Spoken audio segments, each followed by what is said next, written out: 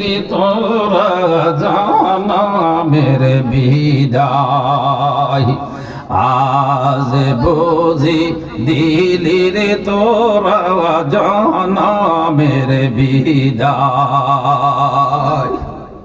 হে ভাইরা, যখন আমরা বিদেশ যাই, আমাদের সন্তানেরা যখন বিদেশের বাড়ির দিকে রওনা দেয়, মা বাড়ির পাশে এভাবে দাঁড়াইয়া থাকে, ছেলেটার দিকে ফেল ফেল করে চাইয়া দুই চোখের পানি ছাড়তে থাকে। আর ওই যে ছেলেটা বিদেশের দিকে রওনা দেয়, ওই ছেলেটাও মায়ের দিকে বারবার চাইতে থাকে, তার বাড়িটার দিকে চাইতে থাকে। আহারে, 2-3 বছর 5 বছরের জন্য চলে যাচ্ছি রে। মা দুঃখিনী ছেলের দিকে চায়, ছেলে মায়ের দিকে চায়, দুই চোখের পানি ছেড়ে দিয়ে কান্দে। রে কবরবাসী ভাইরা রে, দুনিয়ার জমিনে বিদেশ যাওয়ার সময় 2-3 বছর 5 বছরের ফারাকে দুই চোখের পানি ছেড়ে দিয়ে কান্দে রে। এমন এক জায়গায় তিনি রওনা দিলেন, তাকে সাজাইয়া গুজাইয়া এমন এক জায়গা নিয়ে যায়, যেই জায়গার ভিতরে যে ঢুকবে আর কঠিন কালের জন্য ফিরে আসবে না। ঠিক না বেঠি? এই জন্য মইয়তদেরকে যখন কান্দে করে নিয়ে রওনা দেয়, তার রুহটা চতুর্পাশে ঘুরে আর কান্দিয়া কান্দিয়া বলে, ভাইরা রে, তোমরা যারা আমাকে কান্দে করে নিয়ে যাচ্ছ রে, একটু ধীরে ধীরে হাঁটো, আমি আমার বসত বাড়িটা শেষবারের মতো একটা নজর দেখে যাই। এরে ভাইরা, তোমরা ধীরে ধীরে হাঁটো, আমি আমার কলেজের টুকরা মায়ের চেহারাটা একটা নজর দেখে যাই। ভাইরা, তোমরা আমাকে যারা নিয়ে যাচ্ছ, একটু ধীরে ধীরে হাঁটো, আমার সন্তান গুলোর চেহারা শেষবারের মতো দেখে যাই। এরে দুনিয়াবাসী ভাইরা রে, এই জন্য কবরবাসীরা যখন কবর দেশে চলে যায়, তারা আর কঠিন কালের জন্য ফিরে আসতে পারে না, পারবেও না। কিয়ামত পর্যন্ত এই কবরের ভিতরে থাকবে। কবরবাসীরা আফসোস করে বলতে থাকে, আহারে, কত মানুষ আমার কবরের পাশ দিয়ে আসে যায় রে, আমি একটা বারের জন্য এই যে ঢুকলাম আর কঠিন কালের জন্য ফিরে গেলাম না। যারা আমার সামনে বসা আছেন, জবান খোলেন, কবরের ভিতরে ঢুকলে আর দুনিয়ার জমিনে আসা যাবে না, যাবে না, যাবে না। ঠিক না বেঠি? এমন একটা জায়গা, ভয়ঙ্কর এক জায়গা, আবার আরামের এক জায়গা। রাসূল বলেছেন, উম্মত রে, যদি পুঁজি নিয়ে যাইতে পারো, তাহলে তোমার কবরে রাখতে দেরি হবে। আল্লাহ পাক ফেরেশতাদেরকে ডাক দিয়া বলবে, আফরিশু ফিরাশাল জান্নাহ, আমার এই বান্দাটার জন্য, আমার এই বান্দির জন্য আর জান্নাত থেকে সরাসরি বিছানা আনি বিছাইয়া দাও। আল্লাহু আকবার। এরকম কিছু আমল করার দরকার আছে কি নাই?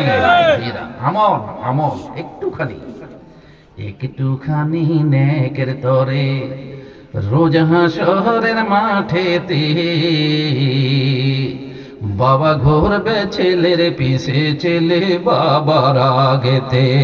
একটুখানি নেকের তরে রোজ হাসরের মাঠেতে পাওনাদারে ঘুরবে বাইরে দেনাদারের পিছেতে। এবারে আওয়াজের সাথে বলেন, সেই কবরে কি আমাদেরকে যেতে হবে কি হবে না? আসলে কি হবে? আমার মনে পড়ে গেল, যখন আলেমে পড়ি, ওই দিন এই কথাটা আমাদের অশ্বদিয়া মসজিদে বলছিলাম। যখন আলেমে পড়ি তখন আমরা একটা কবিতা পড়ছিলাম, ইংরেজি কবিতা, oh Mary call the cattle home, একটা কবিতা ছিল, আমার মনে আছে। তখন কবিতাটা হলো এই, নদীকে লক্ষ্য করে কবি কবিতা লিখছে। তো কবিতা লিখছেটা কি? নদী আফসোস করে বলতেছে, দুঃখ করে বলতেছে, man may come and man may go, but I can not for ever. নদী এই কথা বলতেছে, আহারে, নদীর পানির গতিধারা কোন দিকে, নিচের দিকে না উপরের দিকে? কথা কয় না। পানির ধারা কোন দিকে? নিচের দিকে। এটা কখনো উপরের দিকে আসে না। তো নদী বলতেছে, Men may come and men may go, but I cannot forever.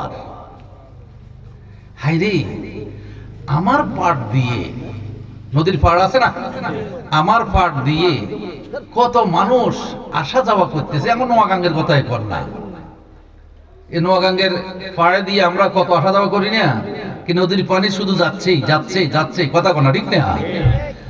তো নদী আফসোস করে, আর কত মানুষ আমার পাট দিয়ে আসে আর যায়, আর আমি শুধু যাইতেই আছি, কখনো আর ফিরে আসতে পারলাম না। এই কবরে বাসি ভাইরা রে, ও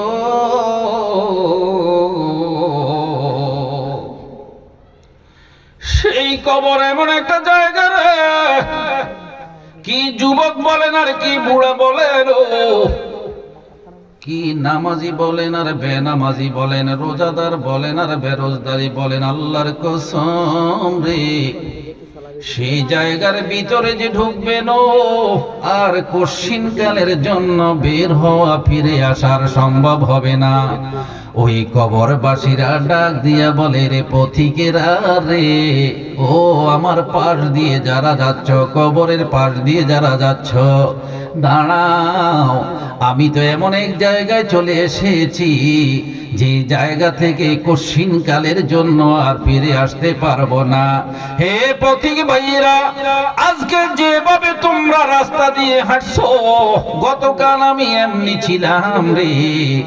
মনে রেখো, আজকে তোমরা হাঁটতেছো, আগামীকাল এটার ভিতরে তোমাদেরকেই আসতে হবে। কথা বলেন ঠিক না বেঠিক? মওত কাসিন কুল্লু নাফসিন শারিব, মওত কাসিন কুল্লু নাফসিন শারিব, কবর বাইতিন কুল্লু নাসিন দাখিলো।